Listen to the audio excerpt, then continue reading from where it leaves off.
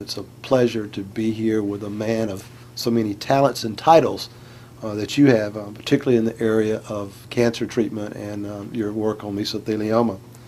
The last 25 years my legal practice, I've been dealing with asbestos-related diseases and with mesotheliomas particularly, and know that that's a specialty that you developed. So you're the director of the International Mesothelioma Program. I started practice at the Brigham and began to see a fair number of mesothelioma cases, certainly because of the shipbuilding industry here around New England. And with that, we began to try to figure out some effective treatments. There really wasn't a standardized treatment for mesothelioma. And I really relied on something my father told me. He was a cancer surgeon. He said, "Dave, it's 2 steps. First step, take out all the tumor you can see. Step 2, eradicate the rest of it, the microscopic disease." And the International Mesothelioma Program was begun back in 2002 as a way of putting together all the areas of progress that had happened across the Harvard Medical School and across the Brigham together as a coordinated program focused on the patient and the research that would benefit the patient, and also a support program to help the patient and their families get through what is a difficult time. Your patients aren't just people that live in the Boston area. You accept patients from all over the country. Tell me how, if I have a client that's in Indiana or Louisiana or Wyoming, tell me how they find out about you and your research and your progressive treatment of mesothelioma. The website is brighamandwomens.org. And when they get to that website, they'll see the IMP. They can click on it and go right to a very comprehensive web page that will acquaint them with the IMP. There's a number of stories there by patients themselves who've been through the program, and they'll talk a little bit about what they went through and how life's been afterward. So it's a comprehensive website, and I think patients and their families will really benefit from looking at that. When one is diagnosed, what should they do? Well, number one, try not to panic.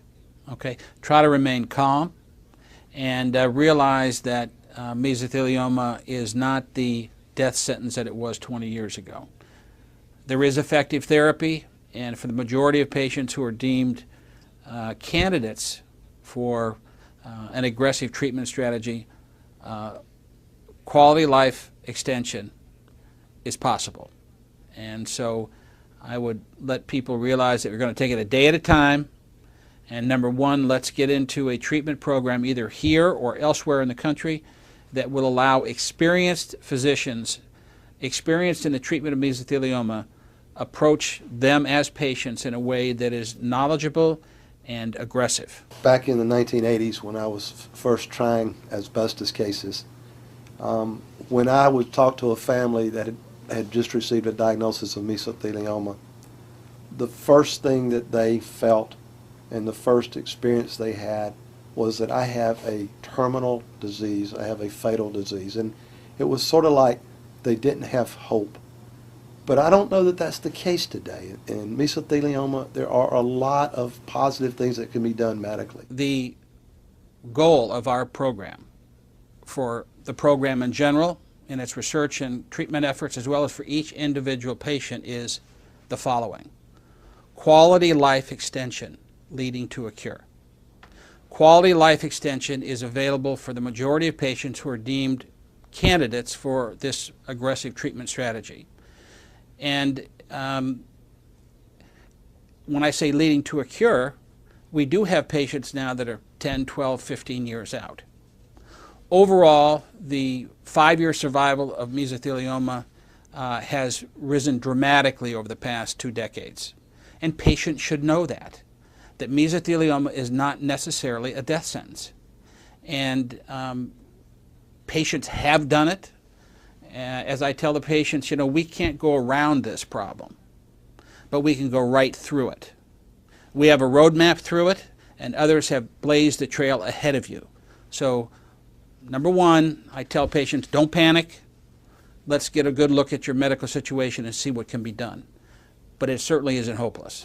You know, when I first started practicing law, and the majority of the clients that I dealt with had their asbestos exposure through heavy industrial exposure or military service and all.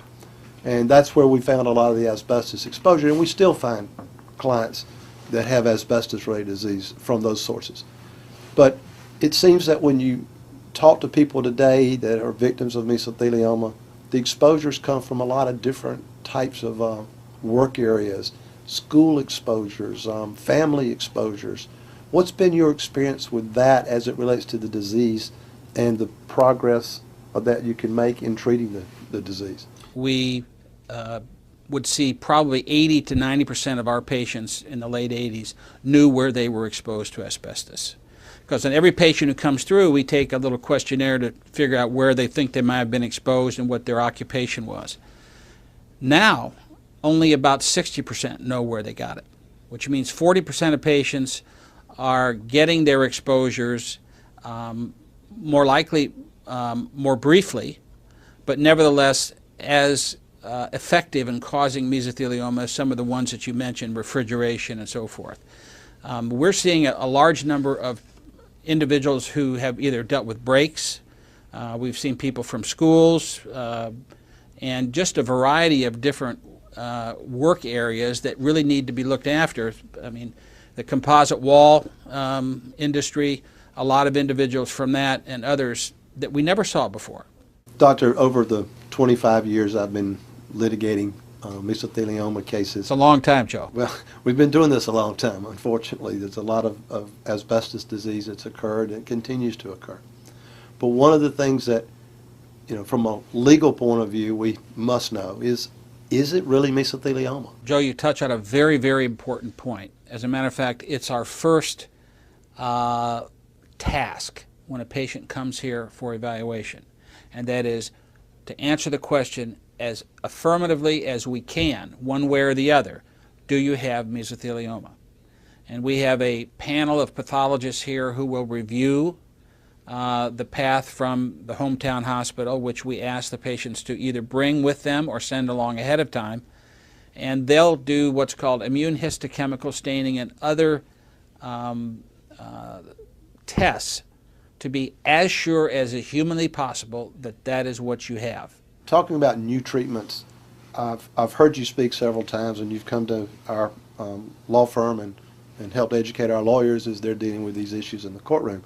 And you've talked about hot chemotherapy. And can you tell me just in a layman's term what that is and what that process is? After mesothelioma is removed, from our studies we understand that the most likely place it may come back is just where we took it out. So even though we don't see any cells left behind, that's where they tend to recur. And so we've focused radiation in that way after surgery and intravenous chemotherapy.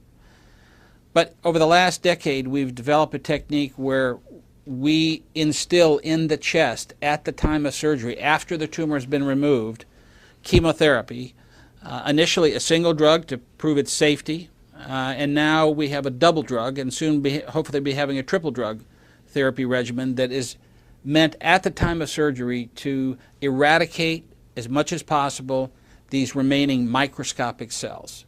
And we feel that the future for this type of treatment is very bright, and it's really established a new platform, a new type of therapy that mesothelioma patients can benefit from. And you do that while the surgery for removing the cancer to start with is taking place? That's right. So once the surgery to remove the tumor, which may either be removing the tumor off the lung, what's called a pleurectomy, or it might be actually removing the entire lung, the extrapleural pneumonectomy. Either one of those procedures, as long as it reduces the disease to a microscopic level, I mean we can't see any left, is a starting point to then at that time during the surgery, but after the removal, to give the heated chemotherapy, usually for an hour. That's cutting edge. That's cutting edge. I'm going to brag on your family a little bit, because as I'm sitting here with Dr. David Sugarbaker, you have a brother, I think it's Paul. Yes. That's down in the D.C. area, and he's also dedicated his professional career to dealing with mesothelioma, but he deals mainly with peritoneal mesotheliomas, as I understand it. That's right. He is a more of an abdominal surgeon and has taken this on. And we've learned a lot from him and from his research. Yeah, so you both learned a lot from your dad. That's exactly right. One of the interesting things that I know you do at your session with your patients is you bring a survivor of mesothelioma in that you've treated here that has been part of your program. And they talk to the patients and tell them, whatever they may tell them. Will you share some of the concepts, some of the things that those survivors have said about the disease and about fighting the disease? Well, I would say that when an individual who's been through the surgical treatment, the intraoperative chemotherapy, and whatever other treatments we may recommend after that, when they come in the room, they can transfer more information and more hope in a minute of talking than I can over the course of the hour. Because there's nothing like talking to someone who's been through the process and who can stand there and say, I'm 2 years out, I'm 3 years out, and this is what you're going to face, and it's certainly surmountable. And if you stick with the program and with the coaching, there's a real chance to win. An individual who's been through it, who's standing there telling his or her story, is a very effective way to let people know there is hope, and that certainly it's not hopeless. Dr. Sugarbaker, in your efforts to promote the patient education, what's one thing that you can just tell a patient that they need to keep in mind as they're dealing with this disease? Well, Joe, that is anything is possible. And long-term survival is possible. It has been done before and is being done frequently at a number of different programs, including ours. And the 5-year survival has gone from 0 20 years ago to really a substantial number of patients living 5 years. The most important thing that patients need to understand is that they really need to get in a positive frame of mind. And one of the things that we focus on in this session before they're actually seen individually is the importance of that mindset, a winning mindset. And I liken it many times to some of the major sports like football. If you were playing the Super Bowl and you didn't believe you could win, well, it'd be tough to win, wouldn't it? Particularly if the other side had a different idea. Out there in the world, people say, and you'll hear it all the time, I'll believe it when I see it. Here in medicine, many times it really is, I'll see it when I believe it. And getting into that frame of mind to understand that anything is possible is part of our overall strategy with the initial patient education, many times talking to patients who've been through the program. Doctor, I want to thank you for the time that you've given me today, and I also want to thank you for the time that you've come down to Charleston and spent with my attorneys educating them on mesothelioma and on what the science is learning, and to make them better lawyers in the courtroom for our clients. And we do appreciate that and appreciate your time and efforts. And we congratulate you on the successes you've had and wish you the best going forward with you and your colleagues here at Brigham and Women's. Thank you very much for all your support and for coming up here today. We take every opportunity we can to help educate patients and what would be your clients with the possibilities. And in this disease, we now know anything is possible because we have patients who've even had bilateral disease alive 5, 6 years later. So anything's possible. You've got to stay positive.